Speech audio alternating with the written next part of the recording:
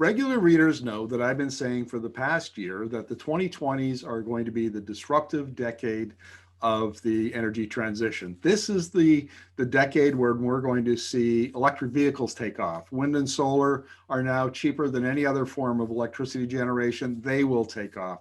So many of these clean energy technologies are right at the point of the inflection on the adoption S curve, and this is their decade. And I buckle up, folks, it's going to be very disruptive. The inauguration of Joe Biden yesterday as President of the United States with his $2 trillion clean energy and climate plan, therefore feels transformative. It feels like this is a pivot to something really important and new and disruptive. And Merran Smith of Clean Energy Canada, we're going to talk to her about that because I think she kind of agrees. So welcome to the interview, Merran. Thanks, great to be here. Give me your response to the Joe Biden's inauguration and his clean energy and climate plan, please. Yeah, so yesterday we saw the new Biden administration rejoin the Paris Climate Agreement and rescind the permit for the Keystone XL. I think they're sending a very clear signal about who they are going to be. And the United States is the world's largest economy. It's positioning itself to be a leader and to prosper in a cleaner world. And it's really, the conversation for Canada is it's in our economic interest to be in the tent with them as they go through this transition and not outside and opposing them. Yeah, that's a really good point. If you read Joe Biden's clean energy plan, he makes the point that that China has actually surpassed the United States as a clean energy superpower. And he pledges that he will restore the United States lead in key technologies like battery and electric vehicles and so on, and replace China or displace China as the preeminent clean energy superpower.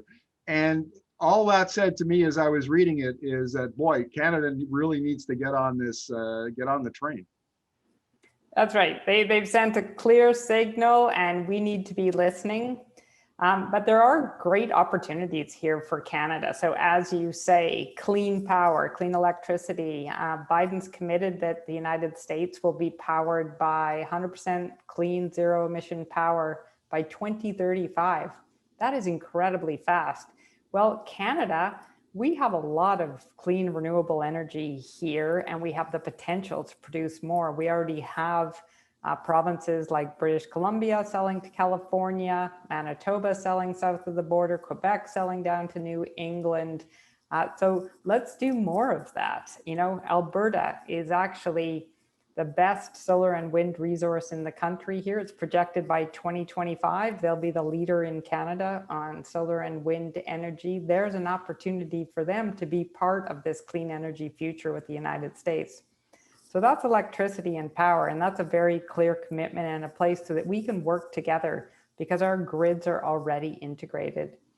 A second area is around clean technology. Canada is really one of the global leaders on clean tech, and we've got companies who are working on EV batteries, energy efficiency technologies. So if we talk about a few in the West, here in BC, there's Ballard, who's a real leader in hydrogen technology that's really taking off for buses. And we're seeing places like China where they have thousands and thousands of Ballard fuel cell buses are being used. Ballard is going to be powering a train in Glasgow for COP26. So there's one type of technology that the US is going to be looking for. And we talked about, if we talk about hydrogen in Alberta, there's a company called Proton Technologies. They've been looking at how to produce hydrogen from oil, but rather than extracting the oil and then trying to pull off the hydrogens, they're using a technique, combusting it underground so the carbon and the pollution stays underground, those carbon emissions, and they just take off the hydrogen. I mean, this could be revolutionary if this could come to play. There's another company in Alberta that's looking at how to extract lithium from the oil sands. Excuse me a second.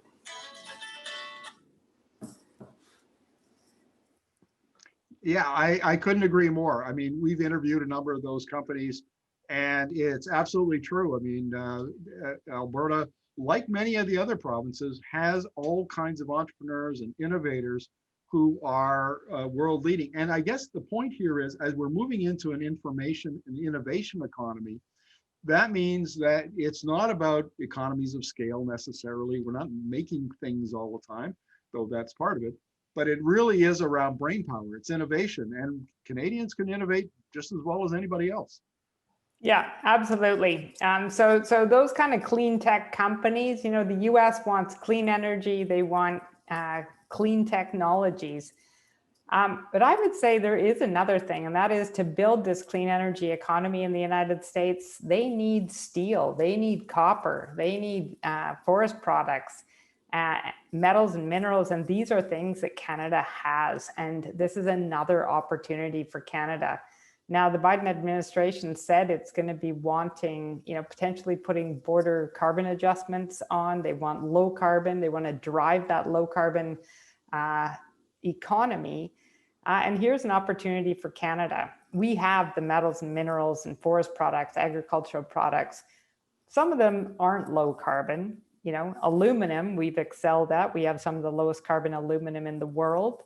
But some of these others, we need to invest in them to reduce the carbon. But then we have the world's largest economy just south of the border, and they're going to be looking for these things. So there's really a win-win opportunity for Canada. There's going to be a demand for more of those kinds of resources.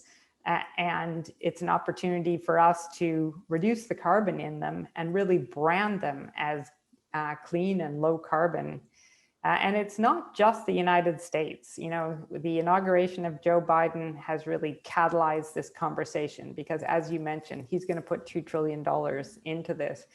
But over 100 countries have committed to be net zero by 2050, including countries like Korea, Japan, Germany, the UK, the EU, and China by 2060. So the demand for these products is going to be more than just the United States. I'd say the real challenge for Canada is there's a race on right now. And, the United States and Biden signaling the US is going to be entering this race with an enormous heft. And, it's incumbent on us to actually get in this race now and take actions now, or we're going to be left in the dust because other countries are moving already. They've been moving forward on hydrogen strategies and on electric vehicle manufacturing strategies. Canada's talking about these things, but we really haven't deployed the investment, the policy, the government procurement to really drive these industries quickly. So the opportunity is all ours right now, but if we sit on our hands too long thinking about it, we're going to lose this race. Well, let's wrap up this interview, Merran, by talking about what we have done. And I think the Trudeau government doesn't get enough credit for the climate and energy, its clean energy policies. It just introduced a major update in December, and you can almost see the government looking south of the border at what they knew was coming or guessed was coming, and saying, how do we reposition ourselves a little bit more to take advantage of that? And would you agree with that? Yeah, I would say that the Trudeau government has made some great strides forward in climate, and the December climate plan update, which added in initiatives to, one, get us to meet our Paris climate targets. So we've never had a plan to get to the targets. Two, it put some big sums of capital there to help heavy industries, for example, accelerate their decarbonization. So things like steel and mining, if we're going to get to our targets, they need to decarbonize. And so they put some money there. Plus, they put some good policies to help transportation, buildings, and other sectors. So yeah, they deserve the credit. And I think it's really time for Canada to double down and focus on investing in the rest of the economy in Canada. We've had a lot of focus on fossil fuels for quite a while, but now it's really, as you said, this clean energy transformation is taking off. It's not about to take off, it's taking off. We're seeing from the International Energy Agency and others like BP and Shell, their projections around the consumption of oil and gas in the future. You know, maybe 2020 was our peak year, maybe 2021 is going to be our peak year, or 2022. You know, gas might be as soon as 2025, according to Bloomberg. We aren't going to know the exact date of when we're at peak, but what we do know is the consumption of oil and gas is going down, and Canada's economy needs to start focusing on the other opportunities it has. We've got huge opportunities. We've got a partner next door who wants our clean energy and our clean technologies and our low carbon metals, minerals, forest products, steel, etc. So let's actually work with them. And in doing so, really rebuild our economy to be a clean, green superpower as well. Merran, thank you very much for this. Really appreciate it. Great. Good to talk to you, Markham.